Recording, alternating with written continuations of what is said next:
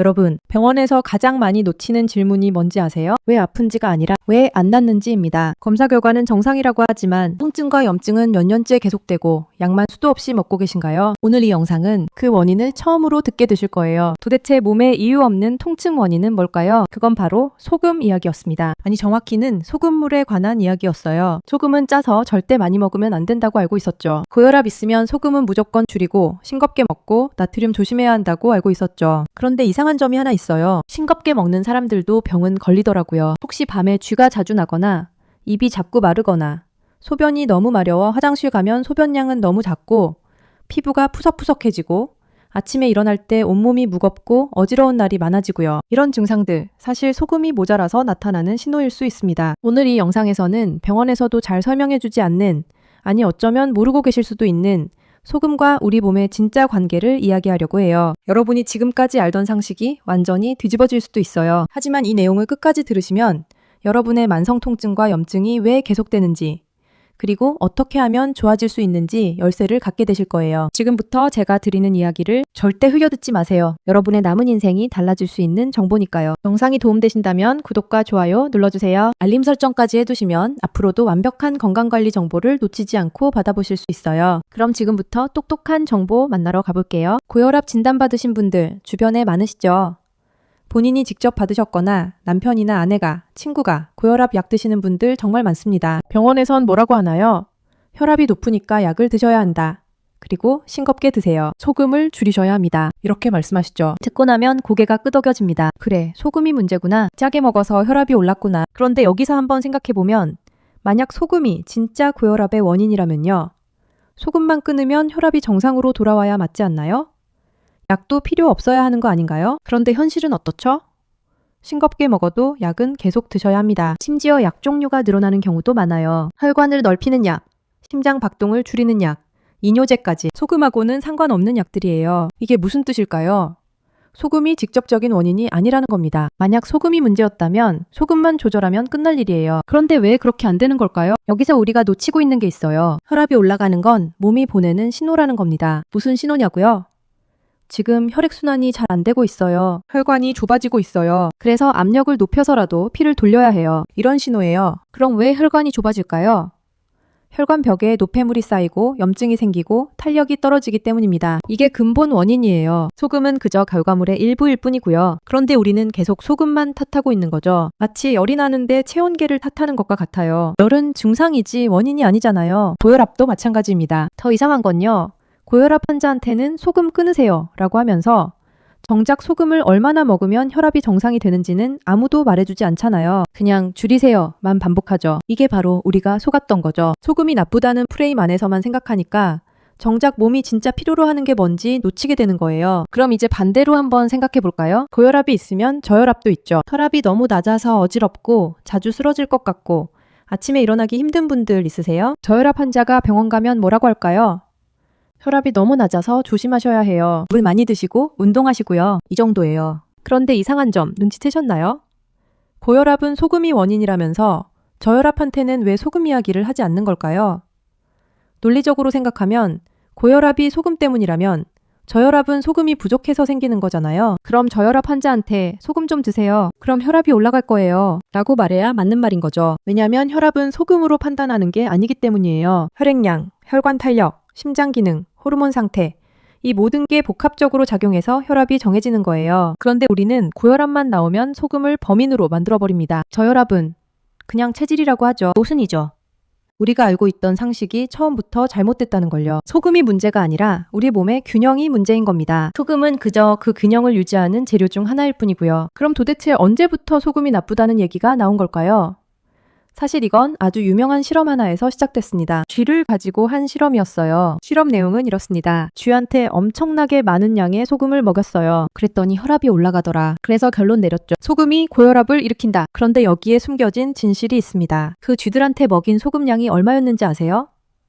일반 쥐가 먹는 양의 20배였습니다. 사람으로 치면 하루에 소금을 200g을 먹은 거예요. 밥숟가락으로 한 10숟가락 넘게 먹인 겁니다. 그것도 매일 말이에요. 이게 말이 되나요? 더 웃긴 건요. 그렇게 먹였는데도 멀쩡한 쥐가 더 많았다는 겁니다. 일부 쥐만 혈압이 올랐던 거예요. 그런데 결론은 소금은 위험하다. 이게 바로 우리가 지금까지 믿어온 소금 공포의 시작입니다. 처음부터 결론이 정해져 있었던 실험이에요. 소금을 악마로 만들기 위한 실험이었던 거죠. 왜 이런 일이 벌어졌을까요? 사실 그 당시에 의학계에서는 고혈압의 원인을 찾고 있었어요. 그런데 명확한 원인을 못 찾으니까 쉽게 설명할 수 있는 걸 찾은 거죠. 짜게 먹으면 목이 마르잖아요. 그래서 물을 많이 마시면 혈액량 늘어나고 혈압이 오르잖아요. 이렇게 단순하게 설명할 수 있으니까요. 하지만 실제로 우리 몸은 그렇게 단순하지 않습니다. 물을 많이 마셨다고 혈압이 계속 오르는 게 아니에요. 심장이 조절해서 빼내거든요. 소금도 마찬가지예요. 많이 먹으면 빼내고 적으면 아껴 씁니다. 그런데 이 실험 결과가 전 세계로 퍼지면서 소금은 나쁜 것이라는 공식이 만들어졌어요. 그리고 지금까지도 그 공식이 계속되고 있는 겁니다. 문제는 소금이 아니라 우리 몸이 소금을 제대로 처리하지 못하는 상태가 문제인 거예요. 그 상태는 뭐냐고요? 바로 독소가 쌓이고 배출이 안 되는 상태입니다. 이제 본격적으로 염증 이야기를 해볼까요? 여러분, 염증이 뭔지 아시나요? 무릎이 붓고 관절이 아프고 피부에 뭐가 나고 몸 여기저기가 쑤시는 거. 이게 다 염증 반응입니다. 그런데 이 염증이 어디서 오는 걸까요?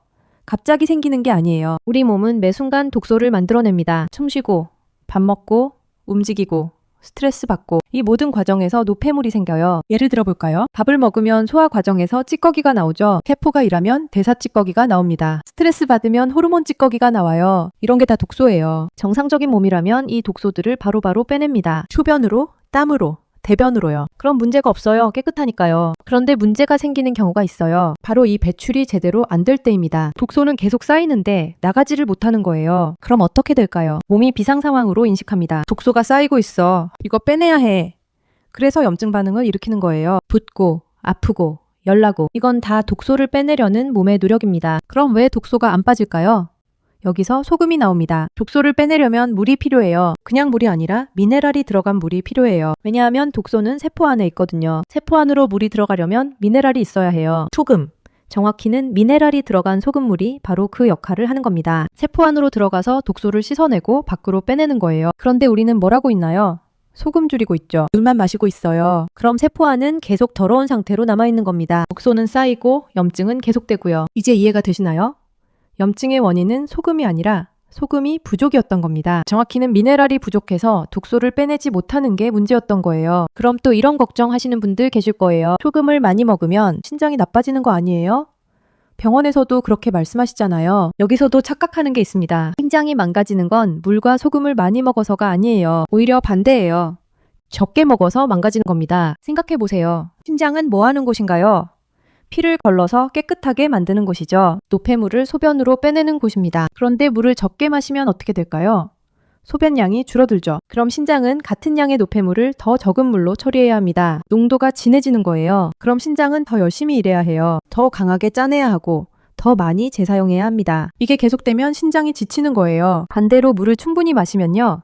신장은 여유롭게 일할 수 있어요. 물이 많으니까 노폐물을 쉽게 씻어낼 수 있죠. 부담이 적어지는 겁니다. 미네랄도 마찬가지예요. 미네랄이 있어야 세포가 제대로 일하거든요. 신장세포도 마찬가지입니다. 미네랄이 부족하면 신장세포가 제대로 기능을 못해요. 그런데 많은 분들이 반대로 하고 계세요. 물 적게 마시고 소금을 줄이고 그러니까 신장이 힘들어지는 거예요. 당뇨하고는 완전히 다른 문제입니다. 당뇨는 당 대사 문제고 신장은 배출 문제거든요. 그럼 소금물을 언제 먹어야 하는지 궁금하시죠?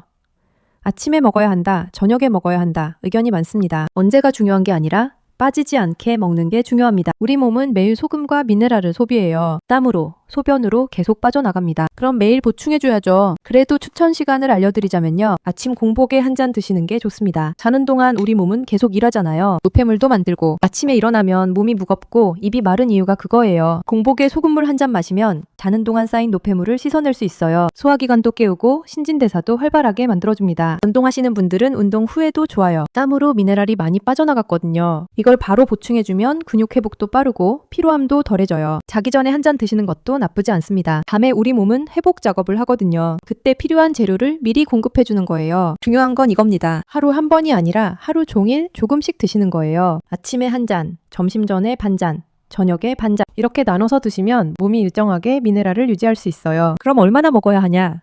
이것도 많이 물어보세요. 세계보건기구에서는 하루 나트륨 2g을 권장하고 있어요. 소금으로 치면 5g 정도예요. 그런데 솔직히 말씀드릴게요. 이 기준을 맞추기가 힘듭니다. 밖에서 사 먹기라도 하면 바로 넘어가요. 국 한 그릇, 김치 몇 점만 먹어도 넘어갑니다. 그래서 제가 드리고 싶은 말은 이거예요. 용량보다 중요한 건 균형입니다. 나트륨만 먹으면 문제예요. 그런데 나트륨이랑 칼륨이 같이 들어가면 괜찮아요. 우리 몸은 나트륨이 들어오면 칼륨이랑 교환하면서 배출합니다. 나트륨 하나가 들어가면 칼륨 하나가 나오고 칼륨이 들어가면 나트륨이 나오고 이렇게 균형을 맞추는 거예요. 그래서 문제가 되는 건 짝 없는 나트륨입니다. 칼륨 없이 나트륨만 들어오면 몸이 처리를 못해요. 그게 쌓이는 거죠. 어떻게 하면 되냐고요?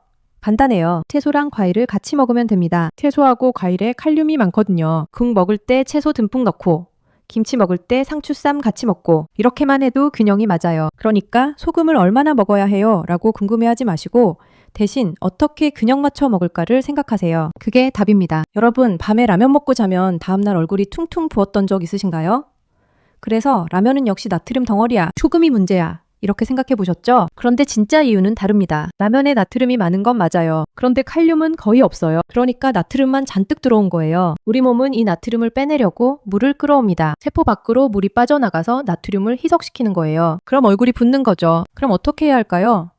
간단해요. 라면 끓일 때 호박이나 양배추, 시금치 같은 채소를 듬뿍 넣으세요. 이런 채소들에 칼륨이 많거든요. 칼륨이 들어오면 나트륨이 빠져나갑니다. 균형이 맞춰지는 거예요. 그럼 붓기도 덜하고 다음날 얼굴도 멀쩡해요. 실제로 해보신 분들은 압니다. 라면에 채소 듬뿍 넣어 먹으면 붓기가 확 줄어들어요. 이게 바로 균형의 힘입니다. 그러니까 라면이 나쁜 게 아니에요. 라면만 먹는 게 나쁜 거예요. 조합이 문제인 거죠. 우리 혈액이나 체액은 항상 비슷한 상태로 유지됩니다. 그래서 병원에서 링거를 맞을 때도 몸에 바로 들어가도 괜찮게 조절된 상태로 들어오는 거예요. 그런데 여기서 많이들 헷갈리는 부분이 있습니다. 우리가 먹는 음식이 전부 같은 상태냐 하면 전혀 그렇지 않습니다. 밥도 다르고 죽도 다르고 과일도 다르고 전부 제각각이에요. 그럼 이런 음식들이 몸에 들어오면 어떻게 될까요? 걱정 안 하셔도 됩니다. 우리 몸이 알아서 맞춥니다. 좀 진하게 들어오면 물을 더 써서 풀어주고 좀 연하게 들어오면 물을 아끼면서 균형을 맞춥니다. 이게 우리 몸이 매일 자동으로 하는 일이에요. 그래서 돌에 꼭 맞춰서 뭔가를 계산해 마셔야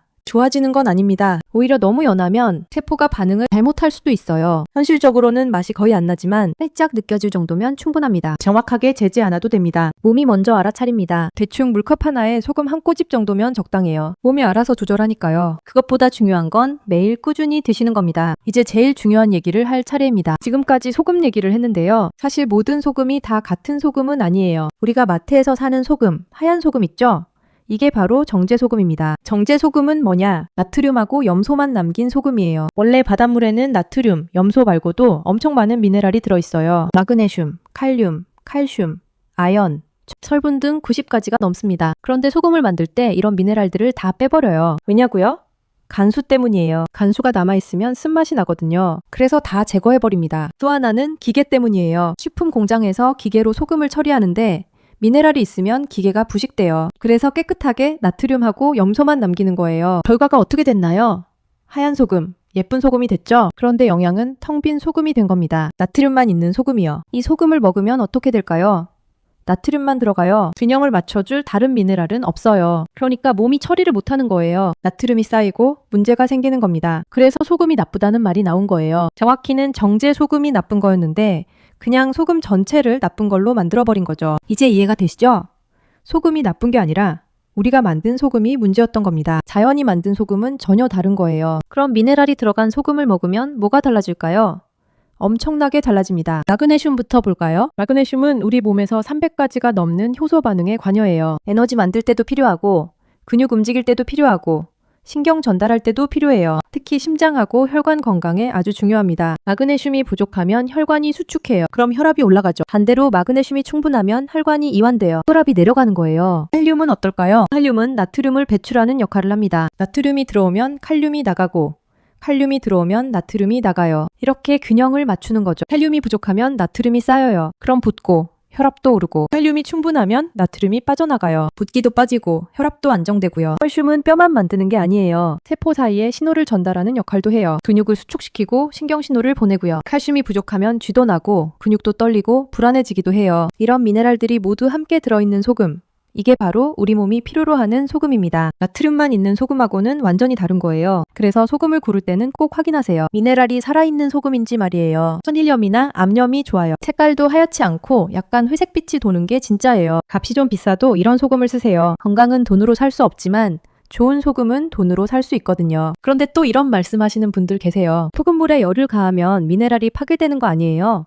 그래서 찬물에 타서 먹어야 한다던데요. 이것도 잘못 알려진 정보예요. 미네랄은 무기물입니다. 돌멩이라고 생각하세요. 돌멩이는 열을 가해도 없어지지 않아요. 모양이 바뀔 수는 있어도 사라지지는 않습니다. 비타민은 달라요. 비타민은 유기물이라서 열에 약해요. 열을 가하면 분해될 수 있죠. 그런데 미네랄은 아니에요. 끓여도 구워도 그대로 있어요. 물론 끓이면 일부 미네랄이 침전될 수는 있어요. 물 밑바닥에 하얗게 가라앉는 거 보신 적 있으시죠? 그게 칼슘이나 마그네슘 같은 거예요. 그런데 그것도 사라진 게 아니에요. 그냥 물에서 분리된 거예요. 물이랑 같이 마시면 몸으로 들어갑니다. 그러니까 차갑게 드셔도 되고 따뜻하게 드셔도 돼요. 본인 체질이랑 상황에 맞춰서 드시면 됩니다. 저는 개인적으로 따뜻하게 드시는 걸 권해요. 왜냐하면 따뜻한 물이 소화도 잘 되고 흡수도 빠르거든요. 특히 아침 공복에는 따뜻한 소금물이 좋아요. 장을 깨워주고 소화기관을 준비시켜주거든요. 소금물에 다른 거 섞어 먹으면 어떨까요? 레몬이나 식초, 과일 같은 거요. 레몬 소금물은 아주 좋은 조합입니다. 레몬에는 비타민C가 많죠. 비타민C는 미네랄 흡수를 도와줘요. 특히 철분이랑 칼슘 흡수에 좋아요. 그리고 레몬의 구연산은 소화를 돕고 해독작용도 해요. 아침에 레몬 소금물 한 잔 드시면 하루를 상쾌하게 시작할 수 있어요. 식초는 어떨까요?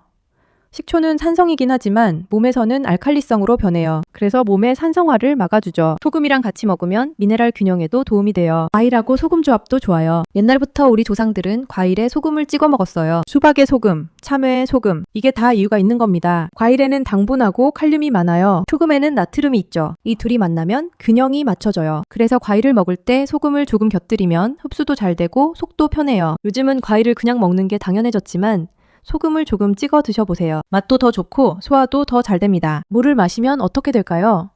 목구멍을 넘어가서 위에 가고 장에서 흡수되고 그렇게 생각하시죠? 반은 맞고 반은 틀렸어요. 물은 입에 들어오는 순간부터 흡수가 시작됩니다. 혀 밑에 있는 점막, 입천장, 목구멍 이 모든 곳에서 물이 스며들어요. 특히 미네랄이 들어간 물은 더 빨라요. 왜냐하면 미네랄은 전기를 띠고 있거든요. 이 전기 신호가 세포를 자극해요. 물이 왔다 하고 알려주는 거죠. 그럼 세포가 준비를 해요. 물을 받아들일 준비를 하는 거예요. 그래서 미네랄 소금물은 흡수가 빠른 겁니다. 물이 흡수되면 뭐가 일어날까요?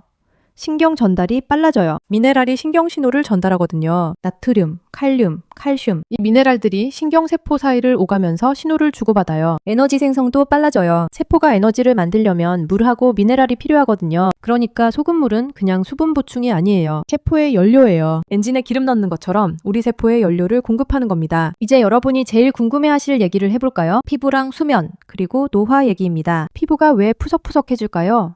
나이 들어서? 맞아요. 그런데 왜 나이 들면 피부가 안 좋아지는 걸까요?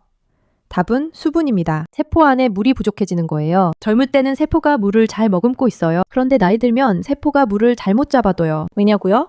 미네랄이 부족하기 때문입니다. 미네랄이 있어야 세포 안에 물이 머물러요. 미네랄이 없으면 물이 그냥 빠져나가 버려요. 그럼 세포가 쪼그라들죠. 피부가 주름지고 탄력 없어지고 푸석해지는 겁니다. 물만 많이 마신다고 해결되는 게 아니에요. 미네랄이 없는 물은 그냥 지나가 버리거든요. 미네랄, 소금물을 마셔야 세포 안에 수분이 유지되는 겁니다. 실제로 소금물 마시기 시작하고 피부가 좋아졌다는 분들 많아요. 화장품 바르는 것보다 효과가 빠르다고들 하세요. 당연해요. 안에서부터 채워지는 거니까요. 수면은 어떨까요?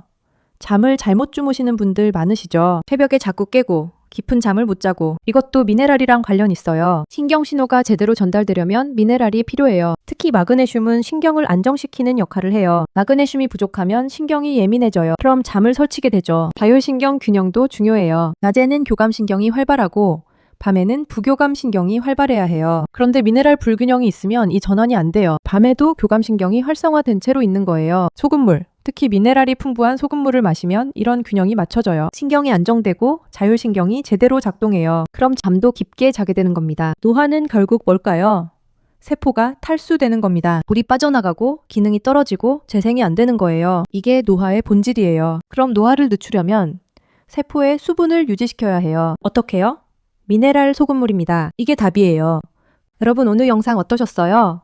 놀라운 내용들이 많았죠? 지금까지 우리가 알던 상식이 완전히 뒤집어졌을 거예요. 소금은 끊을 대상이 아니라 제대로 먹어야 할 우리의 몸을 지키는 생존 연료였어요. 소금은 염증의 원인이 아니에요. 오히려 염증을 해결하는 재료예요. 독소를 빼내고 세포를 정화하고 균형을 맞추는 역할을 하죠. 중요한 건 배출과 균형입니다. 나트륨만 먹으면 문제예요. 헬륨, 마그네슘, 칼슘 같은 다른 미네랄과 함께 먹어야 해요. 그래서 정제 소금이 아니라 미네랄 소금을 먹어야 하는 겁니다. 오늘부터 실천해보세요. 아침에 일어나서 미네랄 소금물 한 잔, 하루 종일 조금씩 나눠 마시기, 채소랑 과일 많이 먹기. 이렇게만 해도 몸이 달라지는 걸 느끼실 거예요. 통증도 줄어들고 염증도 가라앉고 피부도 좋아지고 잠도 잘 오고 이 모든 게 소금물 하나로 가능합니다. 믿기 어려우시죠? 그럼 한 달만 해보세요. 몸이 증명해 줄 겁니다. 건강은 멀리 있지 않아요. 바로 여러분의 부엌에, 식탁에 있어요. 제대로 알고 제대로 먹으면 되는 겁니다. 오늘 영상이 도움되셨다면 구독과 좋아요 꼭 눌러주세요. 알림 설정도 해두세요. 앞으로도 여러분의 건강을 지키는 정보 계속 전해드릴게요. 여러분 모두 건강하시고 행복하세요. 다음 영상에서 만나요.